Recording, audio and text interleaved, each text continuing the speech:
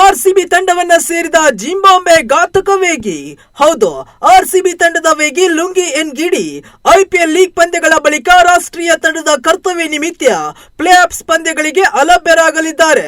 ಇದೀಗ ಅವರ ಸ್ಥಾನಕ್ಕೆ ಬದಲಿ ಆಟಗಾರನಾಗಿ ಜಿಂಬಾಬ್ವೆ ತಂಡದ ವೇಗಿ ಬ್ಲೆಸ್ಸಿಂಗ್ ಮುಜರಬಾನಿ ಆರ್ಸಿಬಿ ತಂಡವನ್ನ ಸೇರಲಿದ್ದಾರೆ. ಮುಜರಬಾನಿ 75 ಲಕ್ಷ ಮೂಲ ಬೆಲೆಗೆ ಆರ್ಸಿಬಿಯನ್ನ ಸೇರಲಿದ್ದಾರೆ.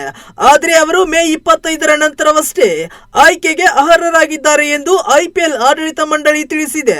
ಜೂನ್ 11ರಿಂದ ಆರಂಭವಾಗುವ ವಿಶ್ವ ಟೆಸ್ಟ್ ಚಾಂಪಿಯನ್ಶಿಪ್ ಫೈನಲ್ ಪಂದ್ಯದ ತಯಾರಿಗಾಗಿ ಲುಂಗಿ ಎನ್ ಗಿಡಿ ಪ್ಲೇ ಆಫ್ ಪಂದ್ಯಗಳಿಗೂ ಮುನ್ನವೇ ದಕ್ಷಿಣ ಆಫ್ರಿಕಾಗೆ ತೆರಳಲಿದ್ದಾರೆ.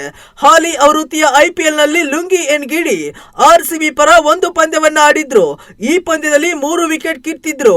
28 ವರ್ಷದ ಮುಜರಬಾನಿ ಜಿಂಬಾಬ್ವೆ ಪರ ಇಲ್ಲಿಯವರೆಗೂ 70 ಟಿ20 ಪಂದ್ಯಗಳನ್ನು ಆಡಿದ್ದಾರೆ. 78 ವಿಕೆಟ್ಗಳನ್ನು ಕಬಳಿಸಿದ್ದಾರೆ.